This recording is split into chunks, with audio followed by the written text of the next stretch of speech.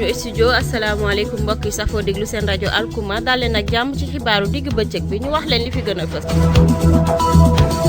li gën a fës ci bopp xibaar yi set beeg sell gi ci bërëb bu jàngalekaay yi docteur Salif Samba Diallo mi ngi ciy woo jàngalekat yi Ibrahima Sadio Diallo mi ngi woo ndaw ñi ñu bàyyi xel bu baax ci danger yi nekk ci réseaux sociaux yi ñàkkum jot bi nga xamante ne moom la ñuy jot bërëb bu fajukaay yi jigéen ñu ngi dëwal ñu ngay jooytu ñaxtu tàggat yaram moom la ñuy tëjee suñu xibaaru digg bëccëg bi di ngeen ci ànd ak Awa Ba Keita mu faram fàcceel ko mbokk yi bu ngeen taaxiloo ginnaaw bàkk bi ñu yaatal xibaar yi.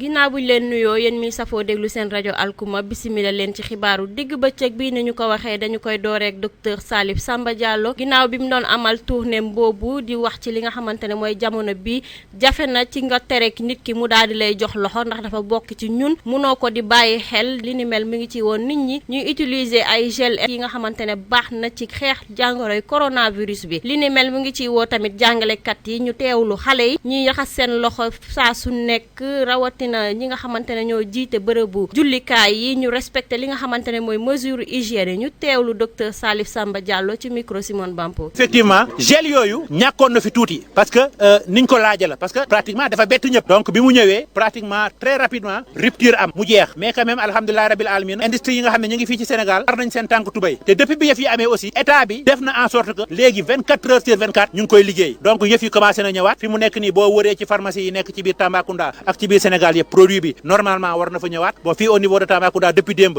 ñëwaat na et par rapport à ça quand même c'est accessible li ci des kay mooy njëg li ñu góorgóorlu pour njëg li gën a wàcc bu baax a baax a baax gis naa ni produit bi dafa am TVA boobu état bi ñu ngi koy ñaan mu jël ay matukaayam pour mu dindi TVA boobu bu dindee TVA boobu prix bi dina gën a wàcc ba nga xam ne dina accessible ci population. La radio 107.0 Alkuma FM. ci ay kàddoom ba léegi am na lu mu ci yëkkati bokk na ci ñàkkum ndox bi nga xamante ne ñenn quartier yi nekk fi ci Tambacounda ñu ngi koy jooy li ni mel mi ngi woo ndimbal ci njiital réew mi Macky Sall ak responsable yi nga xamante ne ñoo nekk ci commune bi ñu daal di jël matuwaay yi war ci loolu ndax ñu yenn quartier yi nekk fi ci Tambacounda mën a am ndox ñu teewlu ko ba léegi ci micro Simone Bampo ki voilà donc problème mu ndox am na ci biir Tambacounda na ay quartier yi nga xam ne quartier yu mel ni quartier Plateau quartier Afia bi nga xam ne fii lañ nekk ay Saare Gilal ak yooyu amuñu ndox dañuy am problème mu ndox mi 2 heures du matin lay ñëw dem 4 heures du matin donc loolu problème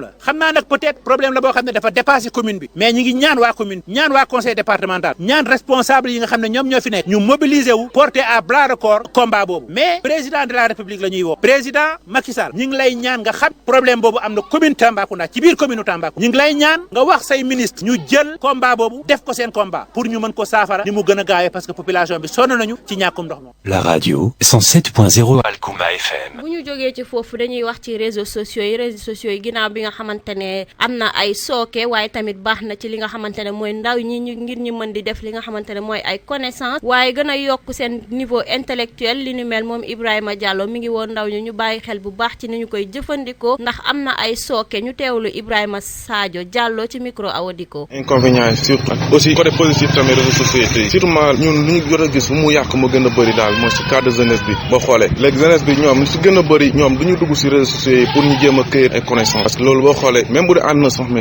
parce que ak seen série yu bon yi yaa comprendre loolu dañuy empêcher tamit boo xoolee mooy si suñu diine day jote wàññeeku lu bëri loolu daf ñuy permettre tamit ñu fàtte si suñu culture boo xoolee xale bëri tey ji yàqu nañ si réseaux sociaux ñoo leen yàq boo xoolee ak seen film yu bon yooyu lu ñu gën a bëri xale bu ñu duggee si réseaux sociaux yi loolu la ñuy seetaan en plus film yi heure de prière lañ koy teg surtout xam nga loolu pour man c'est pas joli daal boo xoolee si benn instant au moins buñ si duggee waroon nañ si mën a gën a cueillir connaissance mais tel n'est pas le cas léegi contraire bi la mais am nañ tamit avantage si benn instant boo xoolee mooy si cadre élèves yi lu si gën a bëri ñoo xam ne ñoom buñ fay dugg daal pour ñu jéem a recherche ay documents wala ñu jéem a instruire jéem a jàng jéem a yokk seen connaissance daal mooy kii travers Google ak tamit yeneen site daal yoo xam ne ñoom bu ñu fa duggee ñoom dañuy jéem a recherche pour ñu augmenter seen connaissance daal côté boobu moom am na quoi mais nag lu may conseil xale yëpp nañu xam li ñu jëfandikoo réseaux sociaux yi parce que tubaab dañu ko créé du question dara def pour ñu tardel ñu mën a fàtte suñu diine ñu mën a fàtte suñu culture ñun bu ñu toppee tubaab dañuy réer ñu nag tubaab bokkuñu culture bokkuñu diine parce que ñoom ñu si gën a bëri du ñuy musulman ay chrétien lañu mais nag bu ñu ko jëfandikoo nañu xam nañu ko utiliser parce que ñun ay jullit lañu suñu diine ak diine gaa dafa wute suñu croyance dafa wute suñu culture dafa wute mais nag nañ ci dem ak xel moo gën ñu si dem ak doole daal parce que moom lu ëpp tuuru quoi. La radio 107.0 Alkuma FM. dañuy dem foofu ca Sinthiou Ngidéwal jigéen ña fa nekk sonn nañu torop rawatina ci jamono bi nga xamante ne dañuy toll diggante ci boobule jamono ñoom nag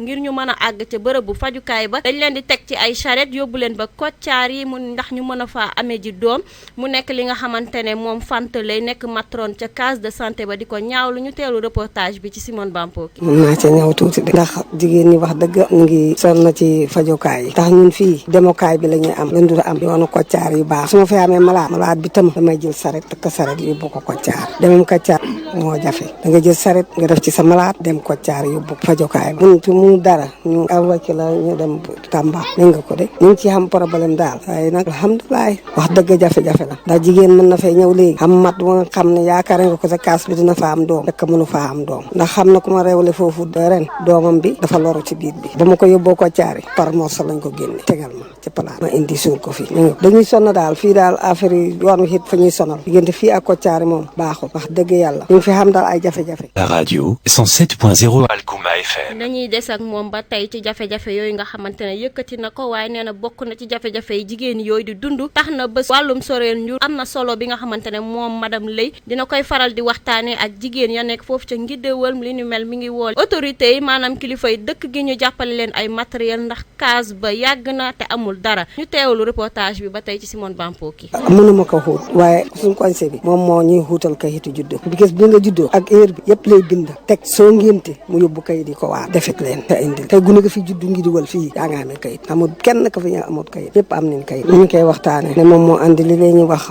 plan yi ñu waxtaan ak ñoom plan yi ñu waxtaan ak ñoom jafe-jafe yi amee doom bi yëpp ñu koy waxtaan ak ñoom bu ko defee ñu ciy waxtaan ak jigéen ñi seen feebar yi ay loolu de alhamdulilah ñu ngi ciy dox de ndax moom itam wax dëgg yàlla suñu waa Koccaar yi bayuñu ñoo ñëw fii seet xale yi di leen di piste di seet fi mu toll di ñëw di leen vacciné foofu kam alhamdulilah ñu ngi ciy jàppale boo baax mbal kay suba soo jot ñu ngi koy woot xanaa matukaay yi rek kon matériel yoo baax rek matériel de amuñu ko tey nag wax dëgg yàlla soo xeeboon na ñun tam ñuy liggéey rek walante rek la ñuy def dara lañu defatudu walante ma ne naa ñu xam rek ñu jàppalee jigéen ñi moom jafe-jafe waaw seen gëdd wallaay loolu rek. La radio 107.0 Alkuma FM. dañuy jeexalee xibaar yi wax ci suñu xibaaru réew journaliste yi maanaam taskatu xibaar yi jamono bi ñu ngi am dañ kumpaw lan moo tax ñu taamu Institut Pasteur ci analyser prélèvement yi nga xamante ne ku ñu jàpp ne da ngaa amee jàngoro coronavirus bi ñu daal di la fay yebal daal di fiy teggi yeneen établissement yi maanaam bërëbu fajukaay yi tontu bi nag daal nañu koy jot démb ci directrice générale bu ñu dénk wérgu yaram di docteur Marie Xemes Ngom Ndiaye moom nag ginnaaw bi mu jàkkaarloog taskatu xibaar yi mu daal di expliquer ne nekkul li nga xamante ne dañoo bàyyi yeneen bërëbu fajukaay yi ndax seen xam-xam àggul ci faj bi waaye nekkul loolu dafa nekk ne te organisation mondiale bu santé moo daal di tabb Institut Pasteur ci continent bi rawatina ñi nga xamante ne ñoo nekk ci zone africaine bi ci loolu nga xamante ne mooy homologation bi ñu dem ci tàggat yaram.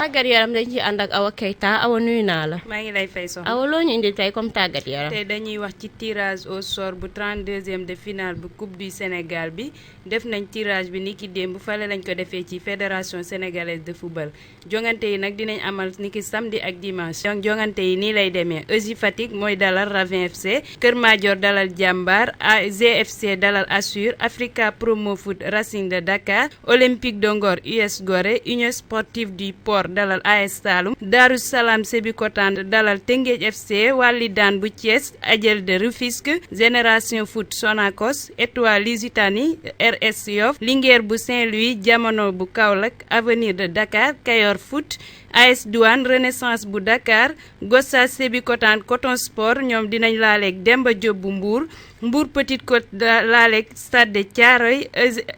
ERG Atlantique dina laaleeg Olympique bu Mbour Damel Dakar Sacré-Cœur Avenir bu Mbacké Discipline Sud Kolda dina laaleeg AS Kaffrine US Rail dina laaleeg Dakar Université Club dëkkandoo Mbar Géej dina laaleeg Stade de Mbour Yego dina laaleeg GA NGB dina laaleeg Gazelle bu Kédougou Modèle bu Mbaaw dina laaleeg Jamono bu Fatick HLM Grand Yoff Darou Salam Asfa dina laaleeg Azuc bu Ziguinchor Éthique de Mbaaw Casa Sport AS Cambérène Jaraaf bu Dakar Njambur bu Louga Oslo FA Amitié FC dina dalal Espoir bu Guédiawaye AS Pikine dalal Olympique bu Ziguinchor Ziguinchor, HLM de Dakar laaleeg Université bu Saint-Louis, CNEPS Excellence Sali Asfa, Union sportive bu Wakam dina laaleeg Thiès FC. rencontre 16e de finale yi nag dinañ ko amal niki mardi 21 ak mercredi 22 février. ñu wax ci xibaar tàggat yaram ci bitim réew ñu dem ci résultat ñi nga xam ne ñoo am démb ci 8e de finale retour bu Ligue des champions yi moom la ñuy njëkkee. Tottenham nag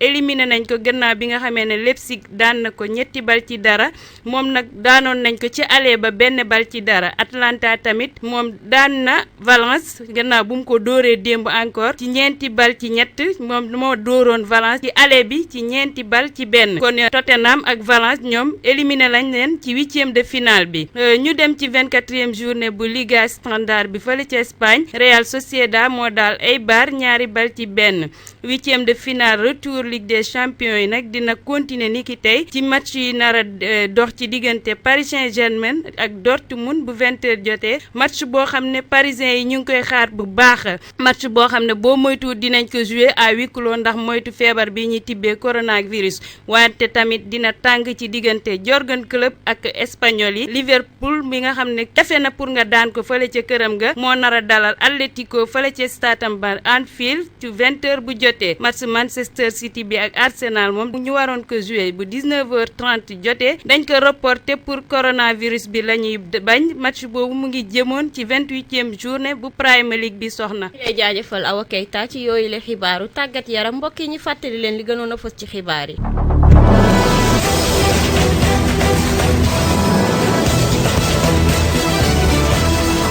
gënoon a fës suñu bopp xibaar set beeg sell gi ñu bi ko woote ca bërëb bu jàngalekaay yi moom docteur Salif Samba Diallo mi ngi ciy woo jàngalekat yi. Ibrahima Sadio Diallo mi ngi woo ndaw ñi ñu bàyyi xel bu baax ci danger yi nga xamante ne réseaux sociaux yi dina koy amal ñàkkum jot li nga xamante ne mooy bërëbu fajukaay yi ñoom jigéenu ngëdëwal ñu ngi ciy woote ndimbal di ca jooytu tàggat yaram moom lañu buuree suñu xibaaru digg bëccëg bi teewlu ngeen ci Awa Keita mu faram fàcceel leen ko mbokki xibaar yaa ngoog cant ak ngërëm ñeena leen yéen mi safoo déglu seen rajo alkuma baatu askan wi ngir ñu jox leen xibaar yi ñuy jaajëfal Ali mi nekkoon ci wàllum xarale bi di jaajëfal waa rédaction ñi jàpp ci xibaar yi ba mu mën a sotti ñu ngi leen di jox dig daje juróomi waxtu jotee ci ngoon léegi-léegi ma ñëw ak yéen ci kàllaama nasaraan